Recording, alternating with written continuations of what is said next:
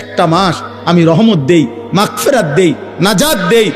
এক একটা নেকিকে আমি 70 গুণ না, শুধু হাজার লক্ষ কোটি গুণ নেকি বাড়ায়া দেই।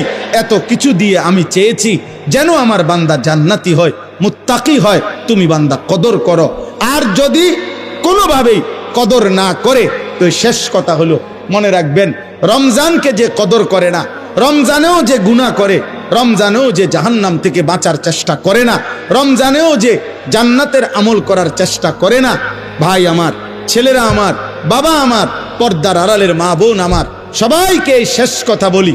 আল্লাহ রসুল বলছে, জিব্রাইল আইসা রমজানের শেষ দিন নবীজিকে আইসা বলে গেছে, ইয়া রসুল আল্লাহ, এত বড় রমজান পেল, ইফতার, সাহারি, তারাবি, এতেকাফ, শবে কদর, প্রতি ঘন্টা মিনিটে এত মাফ নেওয়ার সুযোগ থাকার পরেও যেই নাফরমান জাহান্নাম থেকে বাঁচার চেষ্টা করে নাই, গুনাহ থেকে আল্লাহর কাছে মাফ নেয় নাই, জান্নাতের জরুর আশা পূর্ণ করতে পারে নাই, আমল করতে পারে নাই, খোদার কসম নবীজি বলছে, জিব্রাইল আইসা বলছে, ইয়া রাসূলুল্লাহ, এমন নাফরমানের উপরে আল্লাহর লানত, আল্লাহর লানত, লানত, লানত। নবী বলছে আমিন, আমিন। মানে নবী বলছে, হ জিব্রাইল, আমিও বললাম আল্লাহ, এমন লানত আপনি কবুল করেন এই নাফরমান উম্মতের উপরে, আমি নবীরও লানত। যা, তোর রূপে খোদার লানত পড়ুক। যা, এত বড় রমজান তুই এখনো বিড়িয়ে খাস, এত বড় রমজান নাফরমান তুই আজও ওজনে কমে দে। তোর কিস্তি শেষ হয় না, সুদে শেষ হয় না, তোর নর্তকী দেখাই শেষ হয় না, তোর উলঙ্গ ছবি দেখাই শেষ হয় না, তোর জিনা ব্যভিচারে শেষ হয় না। তুই বেটি গত 11টা মাস বাজারে বাজারে ঘুরলা, এখনো রমজান, রমজান আইজও তোমার জুতা কিনা, 3 পিস কিনা শেষ হয় না। যা, গুনাহ থেকে বাঁচতে যেহেতু পারলাই না, জাহান্নাম থেকে বাঁচার চেষ্টা করলাই না, তো জিব্রাইল বলছে আল্লাহ তার উপরে লানত দিছে, জিব্রাইলও লানত দিছে। নবী বলছে আমিন, আমিও দিলাম। যা, তোর উপরে খোদার গজব পড়ুক। এরপরে এই নাফরমানকে বাঁচাবে কে? হ্যাঁ বলেন? অতএব বাবা, তামসা করো, কোনো অসুবিধা নেই। আমাদের সামনে মাহে রমজান, আমাদের সামনে মাহে রমজান।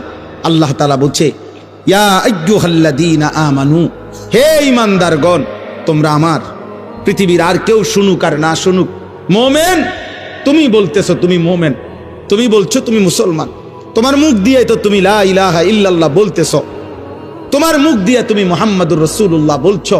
অতএব আমি তোমার কাছে চাচ্ছি, কুতিবা আলাইকুমুস সিয়াম, তোমাদের জন্য আমি রোজাকে ফরজ করলাম, কামা কুতিবা আলাল্লাযীনা মিন ক্বাবলিকুম, তোমাদের পূর্ববর্তী ঈমানদারদের উপরেও আমি রোজা ফরজ করেছিলাম। কেন? লাআল্লাকুম তাত্তাকুন। আল্লাহ বলছে, গত 11 মাসে আমি চেয়েছি তোমাকে মুত্তাকি বানাইতে। আমি 11 মাস ধরে বলছি, ইত্তাকুল্লাহ, ইত্তাকুল্লাহ, ইত্তাকুল্লাহ, আল্লাহকে ভয় করো, আল্লাহকে ভয় করো, আল্লাহকে ভয় করো, আল্লাহকে ভয় করো। কিন্তু কোনো পাত্তা দিলা না বান্দা, কোনো পাত্তা দিলা না।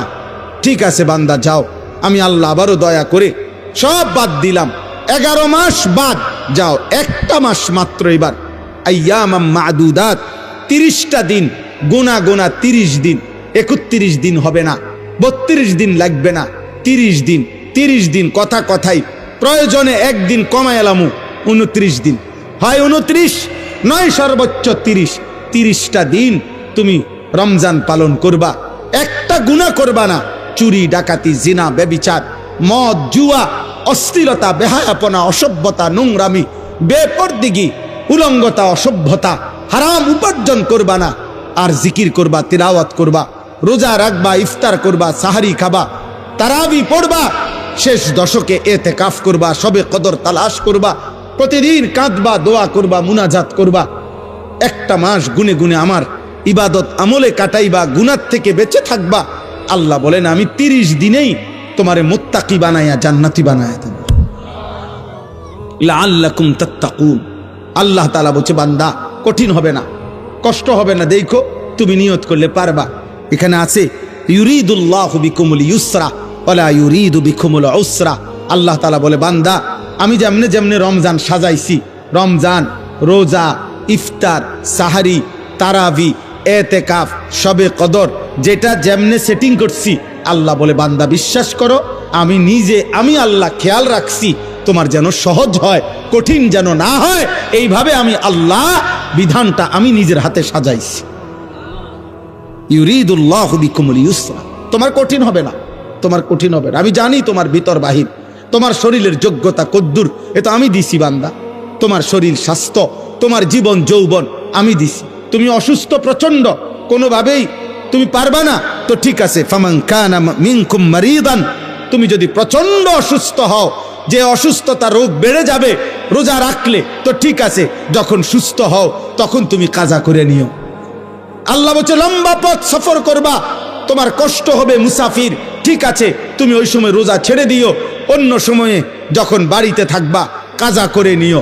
তুমি যদি একেবারে বৃদ্ধ দুর্বল হও, যে আর কোনোদিন সবল সুস্থ রোজা রাখার মতো যোগ্যতা তোমার ধারণা আর কোনোদিন হবে না, তো আল্লাহ বলেন অসুবিধা নাই, যাও ফিদিয়াতুন তুআমু মিসকিন, প্রত্যেক রোজার বিনিময়ে এক সাদকায়ে ফিতির, রমজানে যে ফিতরা দেন এই ফিতরা পরিমাণ একজন মিসকিনকে খাবার বা সমপরিমাণ মূল্য তুমি দিয়ে দাও। আল্লাহ বলেন সব রকমের সুযোগ রাখছি। প্রচন্ড দুর্বল হলে কি করবা, মুসাফির হইলে কি করবা, একেবারে বৃদ্ধ হইলে কি করবা, এইভাবে গর্ভস্থিত নারী যার গর্ভে বাচ্চা আছে তার জন্য কি করতে হবে, আল্লাহ তাআলা বলেন আলাদা আলাদা করে বলছি, কঠিন কিছু বলি নাই। সন্ধ্যা থেকে নিয়ে সুবহে সাদিক পর্যন্ত খাও, পান করো, স্বামী স্ত্রী মিলামেশা করো, সুবহে সাদিক থেকে সূর্যাস্ত পর্যন্ত শুধু এটুকু সময় খাদ্য খাবার থেকে বিরত থাকো। শেষ দশক এতেকাফের চেষ্টা করো, বেজর রাত্রিগুলো সবে কদর তালাশ করো, গুনাহ কইরো না। বাজারে তো সারা বছরই যাইতে পারবা, কাপড় লুঙ্গি শার্ট শাড়ি থ্রি পিস জুতা এ তো সারা বছরই কিনতে পারবা। একটা মাস আমি রহমত দেই, মাগফিরাত দেই, নাজাত দেই, এক একটা নেকিকে আমি 70 গুণ না শুধু হাজার লক্ষ কোটি গুণ নেকি বাড়ায়া দেই। এত কিছু দিয়ে আমি চেয়েছি যেন আমার বান্দা জান্নাতি হয়, মুত্তাকি হয়। তুমি বান্দা কদর করো, আর যদি কোনোভাবেই কদর না করে তো শেষ কথা হলো মনে রাখবেন, রমজানকে যে কদর করে না, রমজানেও যে গুনাহ করে, রমজানেও যে জাহান্নাম থেকে বাঁচার চেষ্টা করে না, রমজানেও যে জান্নাতের আমল করার চেষ্টা করে না, ভাই আমার, ছেলেরা আমার, বাবা আমার, পর্দার আড়ালের মা বোন আমার, সবাইকে এই শেষ কথা বলি। আল্লাহ রসুল বলছে জিব্রাইল আইসা রমজানের শেষ দিন নবীজিকে আইসা বলে গেছে, ইয়া রসুল আল্লাহ, এত বড় রমজান পেল, ইফতার, সাহারি, তারাবি, এতেকাফ, শবে কদর, প্রতি ঘন্টা মিনিটে এত মাফ নেওয়ার সুযোগ থাকার পরেও যেই নাফরমান জাহান্নাম থেকে বাঁচার চেষ্টা করে নাই, গুনাহ থেকে আল্লাহর কাছে মাফ নেয় নাই, জান্নাতের জরুর আশা পূর্ণ করতে পারে নাই, আমল করতে পারে নাই, খোদার কসম নবীজি বলছে, জিব্রাইল আইসা বলছে, ইয়া রাসূলুল্লাহ, এমন নাফরমানের উপরে আল্লাহর লানত, আল্লাহর লানত, লানত, লানত। নবী বলছে আমিন, আমিন, মানে নবী বলছে হ জিব্রাইল, আমিও বললাম আল্লাহ এমন লানত আপনি কবুল করেন এই নাফরমান উম্মতের উপরে, আমি নবীরও লানত, যা তোর রূপে খোদার লানত পড়ুক, যা। এত বড় রমজান তুই এখনো বিড়িয়ে খাস, এত বড় রমজান নাফরমান তুই আজও ওজনে কমে দে, তোর কিস্তি শেষ হয় না, সুদে শেষ হয় না, তোর নর্তকী দেখাই শেষ হয় না, তোর উলঙ্গ ছবি দেখাই শেষ হয় না, তোর জিনা ব্যভিচারে শেষ হয় না। তুই বেটি গত 11টা মাস বাজারে বাজারে ঘুরলা, এখনো রমজান, রমজান আইজও তোমার জুতা কিনা থ্রি পিস কিনা শেষ হয় না, যা। গুনাহ থেকে বাঁচতে যেহেতু পারলাই না, জাহান্নাম থেকে বাঁচার চেষ্টা করলাই না, তো জিব্রাইল বলছে আল্লাহ তার উপরে লানত দিছে, জিব্রাইলও লানত দিছে, নবী বলছে আমিন, আমিও দিলাম, যা তোর উপরে খোদার গজব পড়ুক। এরপরে এই নাফরমানকে বাঁচাবে কে? হ্যাঁ বলেন? অতএব বাবা তামসা করো, কোনো অসুবিধা নেই, এ কথা শেষ আমার। মনে রাখো, হাসি কান্না, আনন্দ বেদনা, সুখ দুঃখ, হ্যাঁ, আনুগত্য অবাধ্য, ঈমান কুফর, কোনো কিছুতেই পৃথিবী থামে না, তুমিও থামতা না, একদিন কবরেই চলে যাইতো। হাসলেও কাঁদলেও, সুখে থাকলেও দুঃখে থাকলেও, ইমানদার হইলেও নাফরমান হইলেও, আনুগত্য থাকলেও আনুগত্য না থাকলেও, সেজদা দিলেও মৃত্যু হবে, সেজদা না দিলেও মৃত্যু হবে।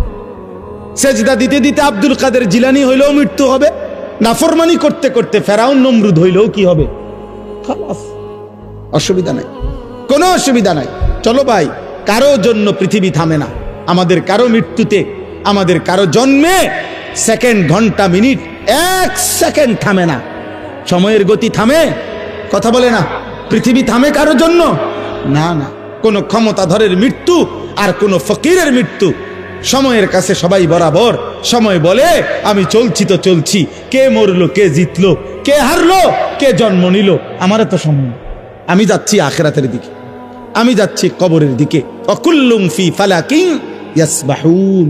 আল্লাহ বলে সব কিছু তার নির্ধারিত গক্ষপথে, গন্তব্যের দিকে, মানে আখিরাতের দিকে চলছে, সব চলছে। আমরা সবাই যাচ্ছি কোন দিকে? কথা বলে না। আমরা যাচ্ছি কোন দিকে ভাই? আখিরাতের দিকে, আখিরাতের দিকে। অতএব ব্যক্তি, ঘর, সংসার, পরিবার, দেশ, রাষ্ট্র, রাজনীতি, ক্ষমতা, সবকিছুতে আখিরাতকে প্রাধান্য দিবেন। বলেন ইনশাআল্লাহ, বলেন ইনশাআল্লাহ। ভোটের আগের দিনও আখিরাতকে প্রাধান্য দিবেন, ভোটের দিনও আখিরাতকে প্রাধান্য দিবেন, ভোটের পর দিনও আখিরাতকে প্রাধান্য দিবেন, আখিরাতকে প্রাধান্য দিবেন। কোনোভাবেই দুনিয়ার কাছে বিক্রি যাবেন না। আল্লাহ আমাদেরকে হেফাজত করেন, আল্লাহ আমাদেরকে কবুল করে নেন আমার ভাই। অতএব আলহামদুলিল্লাহ, আজকে এই মুবারক মাহফিলে অনেক কষ্ট করছেন আপনারা, এত লম্বা সময় সবর করছেন। আলহামদুলিল্লাহ, আল্লাহ তাআলা এই ফুলগড় বারেশ্বর মাদ্রাসা আল্লাহ কবুল করে নেন। আজকে যেই ছেলেরা হাফেজে কোরআন হয়েছে, আল্লাহ তাদেরকে কবুল করে নেন। যাদের সহযোগিতা করেছে, তাদেরকে হাদিয়া দিয়েছে বিভিন্ন রকমের, মাশাআল্লাহ, আল্লাহ তাআলা তাদের সবাইকে কবুল আর মঞ্জুর করে নেন।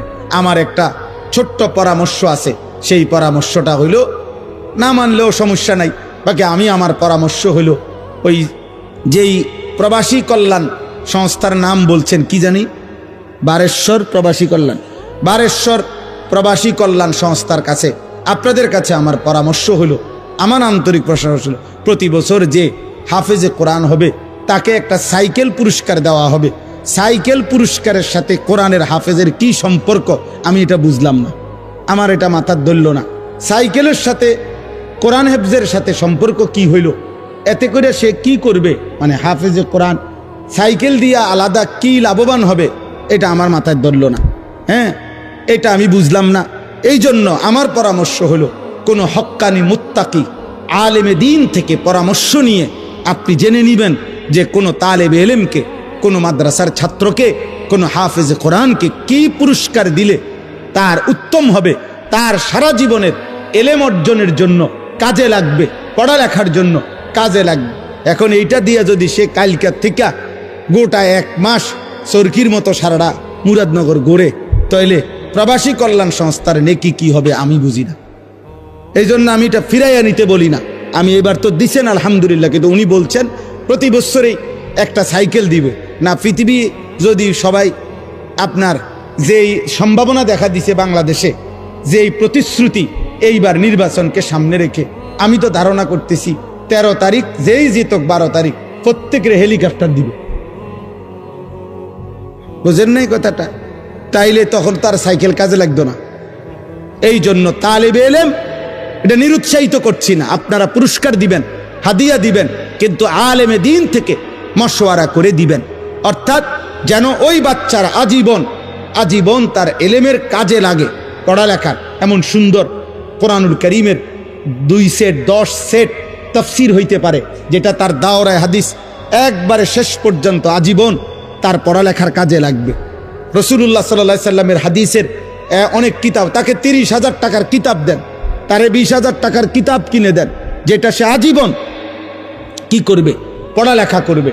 হ্যাঁ, আমার ছেলে হাফেজ হইয়া পুরস্কার পাইছে তাফসিরে তাওজিহুল কোরআন। তো আমি একদিন আমার বাসার এই তাফসির আমারও আছে, তা আমি আমার একটা খণ্ড পাচ্ছিলাম না, খুঁজেই পাচ্ছি না। 2-3 খণ্ড, আমার একটা খণ্ড আমি পাই না, ওই খণ্ডটাই তখন আমার দরকার। আমার ছেলে আমারে দৌড়াই এসে বলছে, আব্বু আমি যে পুরস্কার পাইছি এইটাই তো তাফসির, তাহলে আমি এটা খুলে দেই আমারটা। তাহলে হে তার প্যাকেটিং করা ছিল, ওইখান থেকে খুইলা আমার এটা দিছে আব্বু এটা, তাহলে আমি তখন পড়লাম। আমার অনেক কিতাব আমার সন্তান পড়ে, আমার সন্তানের কিতাবও আমি পড়ে আমার উপকার হয়েছে। কথা বুঝছেন না? এই জন্য আগামী দিনে আপনাদের কাছে অনুরোধ রইল, সাইকেল না বরং তার এলেমের সাথে কোরআন সুন্নাহর এলেম শিখবে এমন কিছু, যার দ্বারা এরকম কিছু হাদিয়া দিলে সেটা বেশি পরিমাণে হোক, ইনশাআল্লাহ এতে বরকত হবে। আপনারাও সাদকায়ে জারিয়ার সওয়াব পাইতে থাকবে। কিতাব অল্প দিনে কি হয়ে যায় না, নষ্ট হয়ে যায় না, প্রজন্মের পর প্রজন্ম কিতাব পড়ে। অনেক যারা সম্ভ্রান্ত ফ্যামিলি এমন আছে যাদের পারিবারিক পাঠশালায় আরে পারিবারিক কুতুবখানায় লাইব্রেরিতে 100 বছর আগের দাদা পূর্বপুরুষের কিতাব বই কি আছে আছে সাজানো আছে। তাইলে বোঝা গেল যে এটা ফায়দা আসবে, এটা দীর্ঘমেয়াদী হবে। আল্লাহ তাআলা আপনাদেরকে তৌফিক দেন। এই মাদ্রাসার সাথে যার যত সম্পৃক্ততা আছে আল্লাহ কবুল করেন। আল্লাহ আজকের এই মেহমান উপস্থিতি সবাইকে কবুল করেন। বিশেষ করে আমার প্রিয় বন্ধু মাওলানা সিরাজুল ইসলাম ভাইকেও আল্লাহ তাআলা ভরপুর কবুল করেন। ছোটবেলার আমরা ছাত্র জীবনের দোস্ত ছিল, আজ অনেক দিন পরে দেখা হয়েছে। আল্লাহ তাআলা তাকে সুস্থতার সাথে আফিয়তের সাথে মানুষের কল্যাণে খেদমত করার তৌফিক দান করেন, আমিন। পবিত্র কোরআনুল কারীমের 2 নম্বর পারা 2 নম্বর সূরা, সূরাটির নাম সূরায়ে বাকারা। এই সূরার 183 নম্বর আয়াত আমি তেলাওয়াত করেছি। এই ছেলে, তোমার কি সমস্যা বাবা? আর এদিকে ফিরো, তুমি ওইদিকে ফিরে বসো। 183 নম্বর আয়াত সূরায়ে বাকারা। এই আয়াতটি আমি তেলাওয়াত করেছি মাহে রমজানকে সামনে রেখে। পবিত্র কোরআনুল কারীমের সূরায়ে বাকারার এখানে 5টা আয়াত, 183 থেকে 187, 183, 84, 85, 86, 87। এই মোট 5টি আয়াতে রমজান, রোজা এবং রমজানের সাথে প্রাসঙ্গিক শরীয়তের বিধিবিধান, আল্লাহর বিধিবিধান আল্লাহ তাআলা বিস্তারিত এখানে উল্লেখ করেছেন। আমাদের প্রিয় নবী সাল্লাল্লাহু আলাইহি ওয়াসাল্লামের একটা মোবারক কথা বলো না আব্বা, কথা বলো না। ছেলেরা তোমরা একজন আরেকজনকে বুঝায় বলো, ভাই কথা বলতে দিও না। যে কোনোভাবে কথা থামে না তারা বাইর করে দাও, বাইরে ছেড়ে দিয়ে আসো, ধরে আলগি দিয়ে 4 জনে ধরে। আমি ব্যক্তিগতভাবে কোনো প্রার্থী না, আমার কোনো ভোটে কোনো আমি প্রার্থী না, অতএব আমি আগের থেকেই ব্যাপক জনসমর্থন কখনোই প্রত্যাশা করি না। কারণ আমি তো আর ভোটে দাঁড়াইছি না, কাজে আমি এত অনেক জনসমর্থন আমার দরকার এমন কিছু না। আমি একটা দিল থেকে সবসময় ভাবি আল্লাহর কথা একজনকে বললেও নেকি হয়, তা আর আমার নেকি দরকার, তো সেটা অল্প মানুষকে বললেও সমস্যা কি। কিন্তু গাফেল মানুষ, ফালতু মানুষ, অমনোযোগী মানুষকে 1000 বছর বললেও লাভ হয়। যেই কলস উল্টানো, যেই জগ উল্টানো, উল্টানো কলসিতে 1 সাগর পানি ঢাললেও এটা কোনোদিন পুরবে না, কারণ এটা তো কলসটা কি উল্টা। নবী সাল্লাল্লাহু আলাইহি ওয়াসাল্লাম এটা হাদিসে বলছেন, কিছু মানুষের অন্তর উল্টান কলসির মতো, কালকুজে মিরবাদান, উল্টানো কলসির মতো। নবীজি সাল্লাল্লাহু আলাইহি সাল্লাম বলছেন, মানে কলস উল্টান, দিলটাও উল্টান। এবং নবীজি বলছেন শুধু উল্টানো কলস না, বরং কলসির উল্টা পিঠে আলকাতরা দিয়া মাইখা দিছে, যাতে করে 1 ফোঁটা পানিও না জমে, পিছলা হয়। তো নবীজি সাল্লাল্লাহু আলাইহি সাল্লাম বলেছেন, কিছু নাফরমানের অন্তর আল্লাহর অবাধ্যতা করতে করতে তার দিল উল্টে যায়।